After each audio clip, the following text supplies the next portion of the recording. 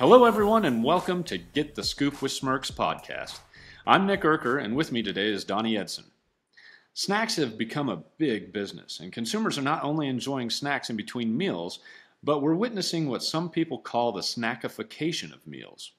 In other words, many busy people are actually consuming snacks as a meal replacement. Based on information from Circana, formerly IRI, 49% of consumers eat 3 or more snacks a day. That's up 4% over 2 years ago. Consumers are looking for those healthy snacking choices. There are so many amazing snacks that we could explore, but today we'd like to do a deep dive into trail mixes, which have become incredibly popular. In fact, the trail mix market in the United States is estimated to be worth around $7.4 billion. Those statistics don't surprise me, Nick. You can find a trail mix nearly everywhere you shop, including traditional grocery stores, natural food stores, club stores, specialty stores like drugstores, online, and in convenience stores. But what's cool about trail mixes is that every brand can position their own trail mix in so many different ways to compete in the marketplace and capture their own following. Yeah, when you think about it, there's a lot to consider when you're building a trail mix, such as the flavors, product attributes, callouts, product ingredients, packaging formats, and price point.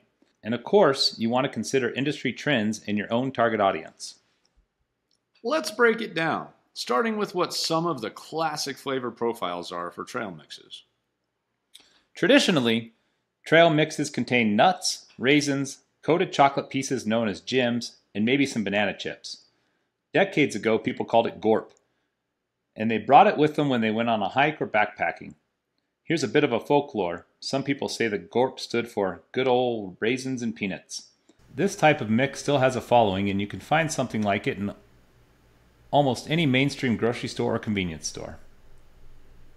What is trending in the way of trail mix concepts based on what you've seen at Expo West or at retail, Donnie? What's cool is now there's a trail mix for every taste profile or mood. You can find spicy mixes, sweet mixes, or an amazing blend of both sweet and savory.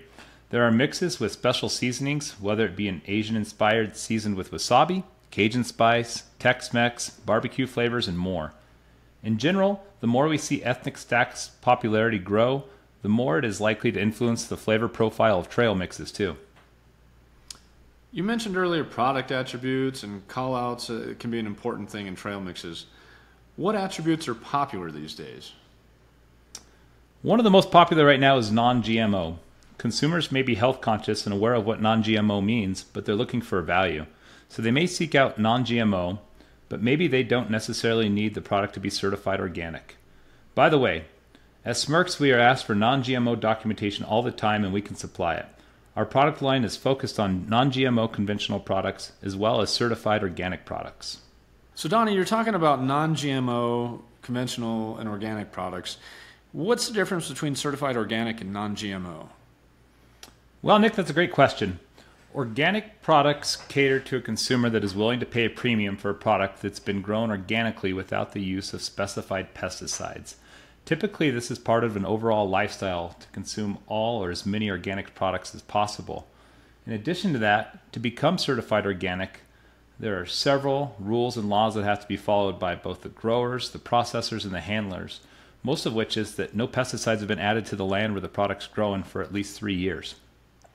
Non-GMO refers to genetically modified organisms, and GMOs pertain mostly to some of the bigger commodities that you see in the world today, soybeans and corn probably being the biggest ones. One of the benefits about most, if not all, the products we carry is none of them have actually been genetically modified or do genetically modified versions of them exist. Yeah, that's very interesting. You know, something else that we hear a lot about and people are concerned about is gluten-free. Is that something that people should be worried about in trail mixes? I mean, gluten-free is another attribute to keep in mind, as about 6 to 7% of Americans are gluten intolerant or have celiac disease. For this population, it's important that they avoid any wheat or wheat-based ingredients. So they are looking for a gluten-free call-out. One thing to consider is that sales are growing in this area. If a person in a household is gluten-free, there's a good chance the entire family eats gluten-free products. But one of the really good benefits of trail mixes is almost all the ingredients are already gluten-free, unless you start adding some things in there such as a cracker or a sesame stick or something that's made with wheat. Yeah, that's a great point. My fiance just recently went gluten-free and has seen a lot of benefits in energy and different things. So, along with gluten-free, you're seeing keto a lot more recently too. Keto kind of showed up a few years ago, and was wondering if that would last. What are your thoughts about keto? Keto is a popular call-out. I thought it may be short-lived too, but we continue to see products geared towards those who are on a keto diet. People who are just trying to watch their carbohydrate intake and also looking for keto product labels as well. So Donnie, we've talked about a lot of call-outs and different things to be mindful of when working on a trail mix. Are there any other considerations for call-outs that people should be mindful of? Yeah, for sure, Nick. I mean, protein's a popular attribute that seems to have a staying power and that applies to trail mixes as well. Active people are looking for products that are high in protein that can help keep them full. Some trail mixes featuring certain nuts like almonds, walnuts, pistachio, cashews, and peanuts may have high levels of protein. For all callouts, we always suggest consulting FDA guidelines before you make nutritional claims. Another consideration when you're thinking about your ingredient mix, ingredient deck. Do you need the product to contain no artificial preservatives? Do you need no artificial flavors and colors? And is added sugar acceptable or not? By defining your criteria, it will not only help you define potential callouts you can put on the bag, but it will help you to define what is required when you are sourcing your ingredients. So now let's do a little bit more of a deeper dive into the product ingredients as we continue our conversation here today. And as we do that, what are some of the popular products that you're seeing being used these days in trail mixes? Your typical trail mix combination of nuts, seeds, dried fruit, and other add-ons like chocolate pieces or cocoa gems or coconut. Sometimes other specialty items that are added like sesame sticks, pretzels, wasabi peas, and other snack pieces, and seasonings may be added for flavor. Starting with the nuts, you might select 2 or more nuts such as almonds, peanuts, cashews, macadamia nuts, walnuts, pistachios, Brazil nuts, hazelnuts, or pecans. Seeds are a great addition for flavor, texture, small size, and to add to your nutritional profile. Pumpkin seeds and sunflower seeds are a good option. In addition to that, sunflower seeds are a really inexpensive ingredient that can help to fill your bags up. If your facility does not have the capability to roast, Smirks can assist in providing ready-to-eat nuts and seeds, which have either been roasted or pasteurized. That's a great point, Donnie. Yeah, we can do a lot of those different items and help with the value-added products that our customers are looking for. As you mentioned in your last segment there, you were asking about or mentioning ready-to-eat products. What does ready-to-eat mean? Well, I think first and foremost, food safety needs to be on everybody's mind. And when these things come out of the ground or they're processed from the factory, they're not always necessarily ready to eat. They are considered raw. And at Smirks, we consider a raw ingredient something that has not gone through pasteurization or sterilization or some kind of a method that uses heat to kill any possible pathogens that could be harmful to somebody. So ready to eat to us means that the product's gone through some kind of a validated kill step so that it is ready to eat. You don't want to put raw product in a bag because even though it may test okay, there's no guarantees that the raw product's always safe to eat. That's a great point. A lot of things to be aware of and consider when you're putting together your product list and your ingredients. So as you're looking at some of that, what about dried fruits? Are a lot of people looking at dried fruits these days? Yeah, I mean, personally, dried fruits is one of the biggest opportunities for growth right now. And as we've talked about in the past on podcasts, and we talk about with customers all the time, there's so much cool innovation that's happening in dried fruit right now that I think it's a great thing to consider when you're adding into the trail mixes. And because there's a lot of single ingredient fruits that are going on now too. So, adding 1 or more dried fruits brings sweetness and a different flavor to the mix. Dried cranberries, blueberries, banana chips, raisins or sultanas. There's dried cherries, dried mango pieces or dices, dried pineapple, dried strawberry, and goji berries are some options. When considering dried fruits, to help narrow down the specification, ask yourself these questions. Do you want to use organic or conventional dried fruit? Are additives like sugar okay? If not, sugar, is another sweetener like apple juice acceptable? Are any preservatives such as sulfites not acceptable? If size pertains, such as the size of a mango dice, what is the size range that works for you? Is there a maximum moisture level you need to stay below to prevent moisture transfer? Chocolate's another component that might be included, such as a chocolate chip or a cocoa gem. We can even offer chocolate drops flavored with coconut sugar instead of cane sugar if you're looking for a low glycemic, alternatively sweetened option. Other great items are coconut chips or coconut smiles, which add great flavor and texture. You know, I just ate, but talking about all these trail mixes is making me hungry.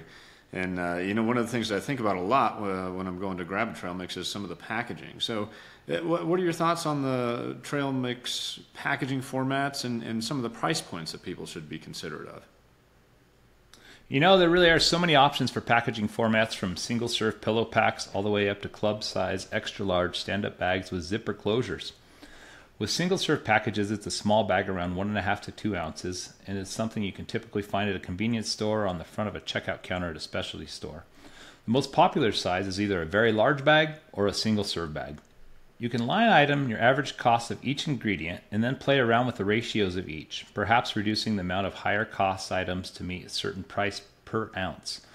What price seems workable to the consumer? Take that price and work backwards to figure out what your budget for each item and the percentage of each to use in the bag. One thing I would challenge new brands to come up with is more creative, sustainable packaging. There's more opportunity in finding innovative, sustainable packing than there is in innovative ingredients right now. Yeah, and as people are looking at what blends to put in their packaging, we've got a lot of experience helping different customers with that. And Smirks is here to help our customers develop their budgets for a new trail mix. And we're glad to provide price quotes for a variety of items when you're in the early stages of R&D with your trail mix products or with any item that you're working on. So as people are looking at the price point and packaging, what else should people be considering when they're building a trail mix? Yeah, I mean, once you've figured out that piece of it, this is a really important thing to consider, and that's thinking about ingredient availability and supply chains. It's one thing if you're creating a seasonal mix, but if you're expecting this item to be an everyday SKU, be sure to consider the availability of the items year-round. You should understand the seasonality of the items you're using. Can you access these ingredients most of the year? What sort of planning is needed to ensure you have access to items and a solid backup plan if supply chain issues occur? You'd hate to have one item in the bag holding up the entire mix from staying on the shelf. Consider onboarding additional suppliers. This is something Smirks works with our customers on.